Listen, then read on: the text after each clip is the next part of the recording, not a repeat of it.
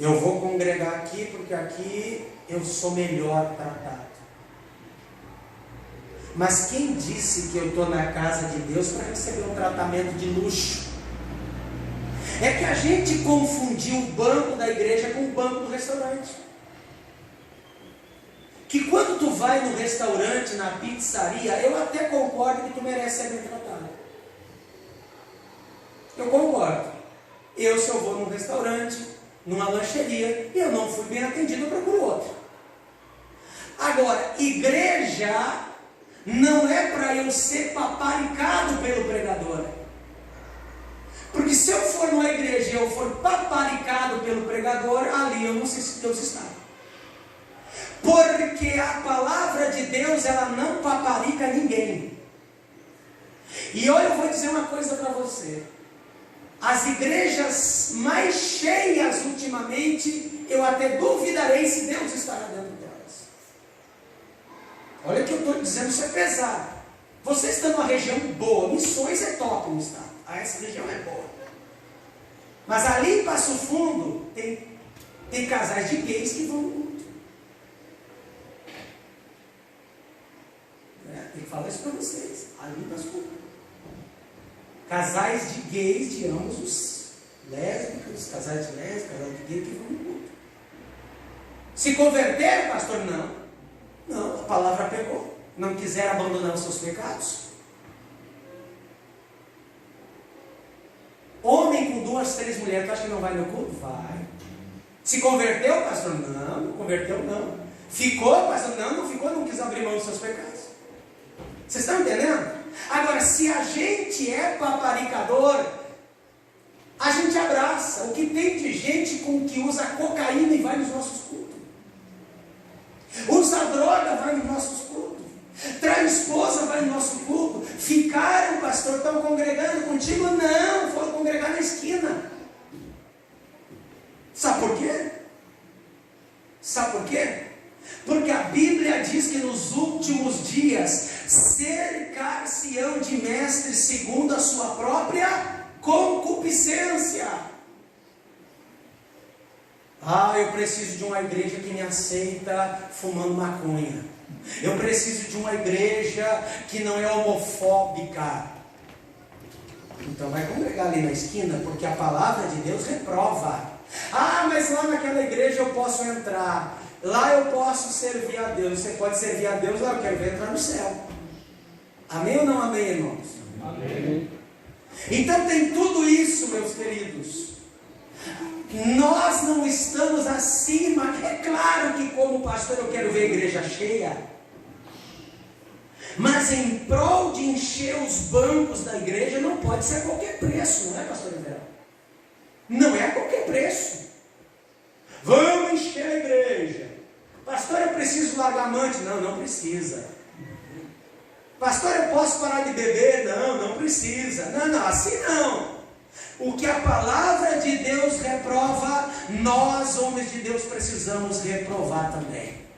Eu quero encher a igreja, pastor Everaldo quer encher a igreja sim, mas não à custa de qualquer preço, porque acima da nossa vontade está a palavra do Deus eterno e poderoso. Glória a Deus. Vamos adiante, meus amados, o horário está chegando. Característica pentecostal. Eu só vou citar os títulos aqui. Característica pentecostal: oração e cântico, louvor, exposição das escrituras e ofertas. Bom, tudo que está escrito ali no subtópico 3 são coisas que na verdade eu já falei aqui. Tem que ter a oferta, a leitura das escrituras, a oração, o cântico e a pregação. São coisas que nós não podemos abrir mão dentro de um culto. Ele precisa ter isso.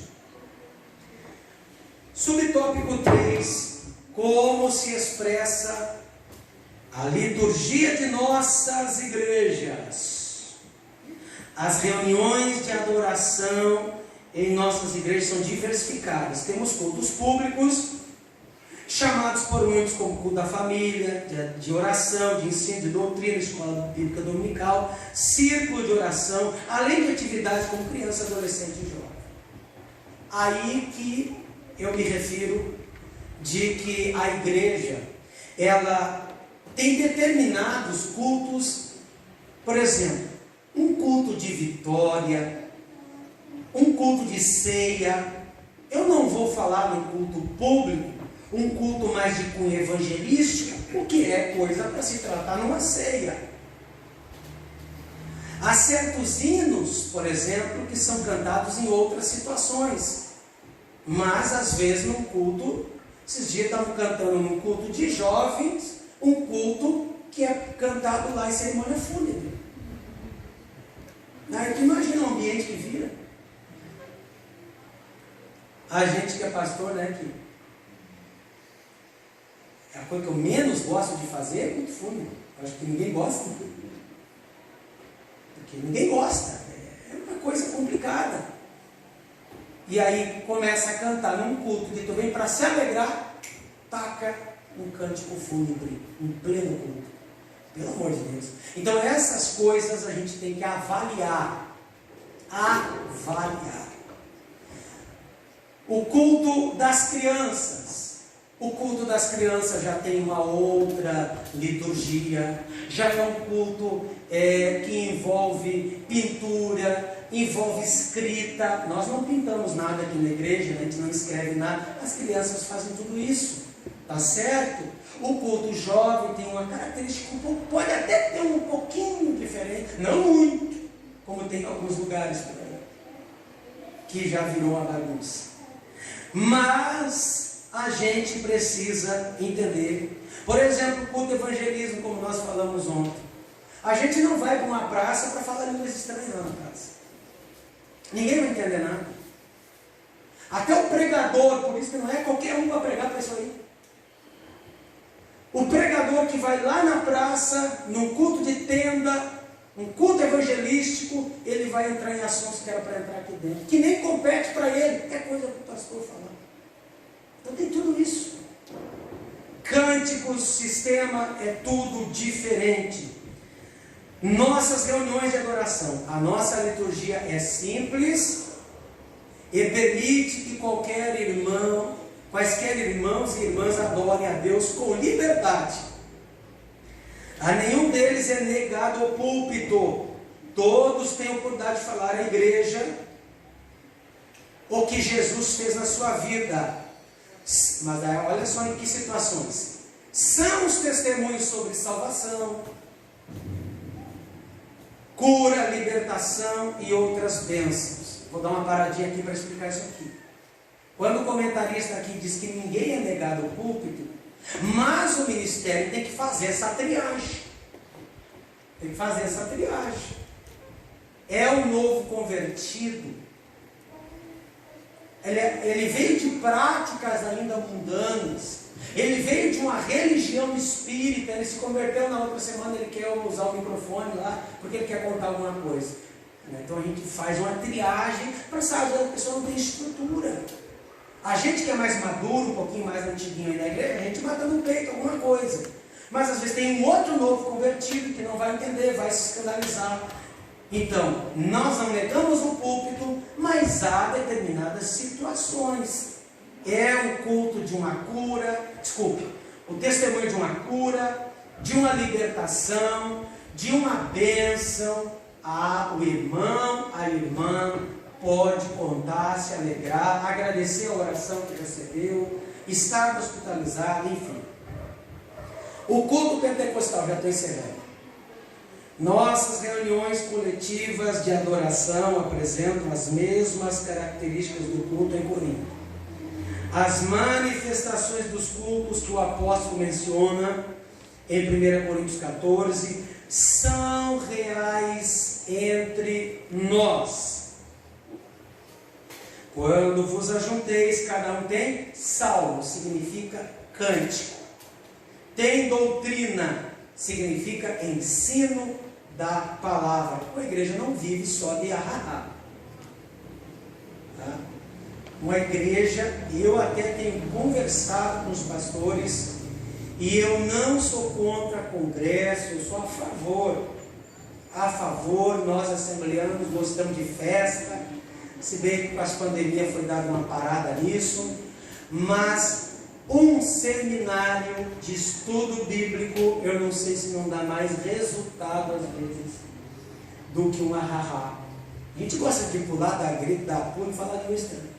Mas um seminário que tu fica ali sentado 2, 3 horas recebendo palavra, palavra, palavra, só palavra. O quanto, então doutrina é isso. Do grego didarrê ou didática, daí vem a didática, é o ensino da palavra. Você não cria uma criança só com pirulito e risadinha. Você tem que dar comida para essa criança. E assim é para o crente. Ele precisa de palavra, de ensinamento, revelação, línguas e interpretação. Ou seja, interpretação das línguas estranhas. Se não houver intérprete, fale com Deus ou consigo mesmo, sem atrapalhar demasiadamente o culto. Nossos irmãos e irmãs entendem essa linguagem com facilidade, pois vivemos essas mesmas experiências. Por que eu disse aqui para vocês que o culto pentecostal é o melhor culto que tem? E se, repito, e se existe orgulho santo, nós temos de fazer parte de um movimento que é bíblico. Eu não sou pentecostal porque eu quero, eu sou pentecostal porque é bíblico ser pentecostal.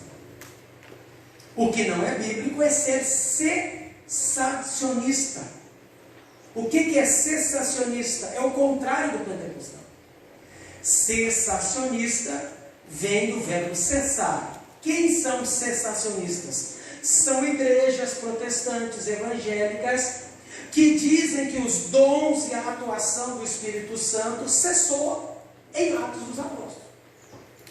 Então está cheio de igreja por aí que não crê em batismo do Espírito Santo, não crê em dons espirituais, não crê em cura. Eles pregam a palavra, adoram, cantam, pregam, tá? Até são boas pessoas, até dão bom testemunho. Está tudo bem quanto a isso. Mas não acreditam na atuação dos dons espirituais. Mas só que os dons e a manifestação do Espírito Santo está tudo na Bíblia. O batismo do Espírito Santo está na Bíblia. Então, nós temos essa alegria de tudo que acontecia ali em Corinto, no que tange a batismo com o Espírito Santo, falar em outras línguas e dons espirituais. Falar isso aqui para os irmãos é chover no molhado, você sabe de tudo isso. Vocês vivem e viveram isso aqui.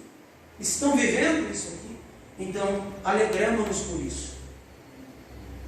São expressões espontâneas do Espírito Santo. O apóstolo está tratando de culto pentecostal e se refere ao dom de línguas, interpretação e profecias no culto. É muito comum o visitante sentir a presença de Deus em nossos cultos. Sabe qual é o nosso problema? A gente deixou de dar glória a Deus. A gente deixou de dar aquelas rajadas de aleluia. A gente deixou de falar em língua, na grande maioria dentro dos cultos, porque isso atrapalhava o doutor que vinha. Só que quando a gente fazia isso, nós ganhávamos o doutor. Hoje a gente não ganha o doutor. Sabe por quê? Porque uma pessoa, ela vem no culto porque o mundo já não está servindo mais para ela. Ela já vem do mundo cansada. E uma pessoa entrar aqui nessa casa, isso já é obra do Espírito Santo. Já parou para pensar nisso? Para uma pessoa sentar no banco de uma igreja, isso já é obra do Espírito Santo. Porque é quem convence. E quando uma pessoa sente a presença de Deus dentro do culto, ela não vai querer ficar mais sem culto.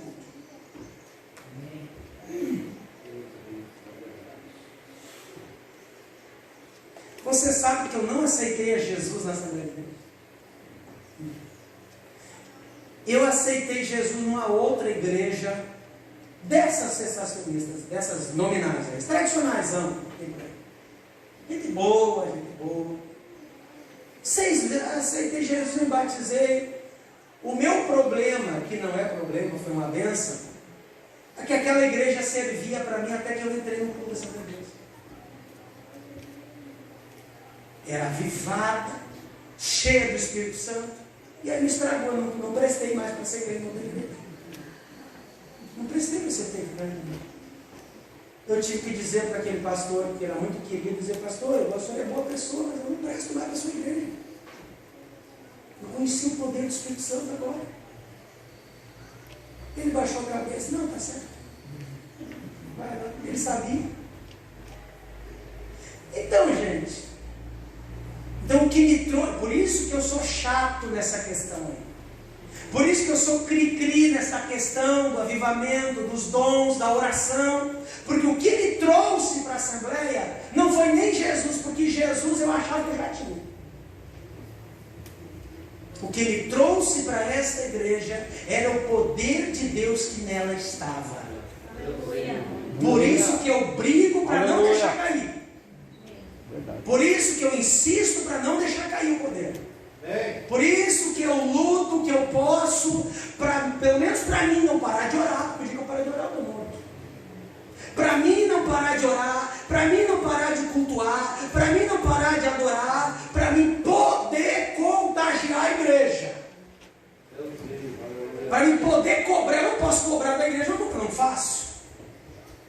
Então, irmãos, não vamos deixar cair o que Deus mandou em Atos capítulo 2 sobre a igreja. Com ordem e com decência, mas não abrimos mão. Encerra agora. O que precisamos saber é que o Novo Testamento não estabelece a forma litúrgica de adoração. Ele só diz o que precisa, né? Salmo, doutrina, leitura da palavra, pregação. Tá? Não estabelece uma forma litúrgica, né? Ali ponto a ponto, mas diz o que tem que ter, não independente um pouco da hora, mas tem que ter palavra, tem que ter cântico, tem que ter essas coisas. Porque parece não ter sido essa a preocupação do Espírito Santo, que os nossos cultos sejam dinâmicos e espontâneos, em nome de Jesus, com espontaneidade e reverência. Nós não somos espectadores dos cultos, como no teatro ou cinema. Antes participamos dele com cânticos congregacionais, corais, conjuntos, grupos de louvores, dando glória a Deus e aleluia. Amém, meus amados? Amém. Glória a Deus. Então o Espírito Santo nos deu liberdade para cultuar a Deus. Não está escrito tem que ser assim, tem que ser assado, mas a liturgia aplicada pelas Assembleias de Deus são bíblicas. Porque tudo que tem na Bíblia, que Paulo recomenda aos Coríntios, nós fazemos no culto. Que é cântico, oferta, cânticos congregacionais e a doutrina, que é a exposição dos ensinamentos da palavra de Deus, é a pregação. Porque toda a pregação, ela tem que ser com ensino, até mesmo a evangelística. Ensinando Jesus, ensinando a palavra. E essa é a minha briga com os pregadores. Às vezes o pregador prega, mas tu não sabe o que ele pregou. Então não adiantou. Falou, mas não disse nada. Não adiantou. Então tem que haver, em toda a pregação, ela tem que ser com Bíblia. Tem que ser com a palavra. E isso será tema das próximas aulas da lição. Tá bom, meus irmãos? Deus abençoe. Não sei se eu posso fazer uma oração. Vamos estar em pé, vamos orar.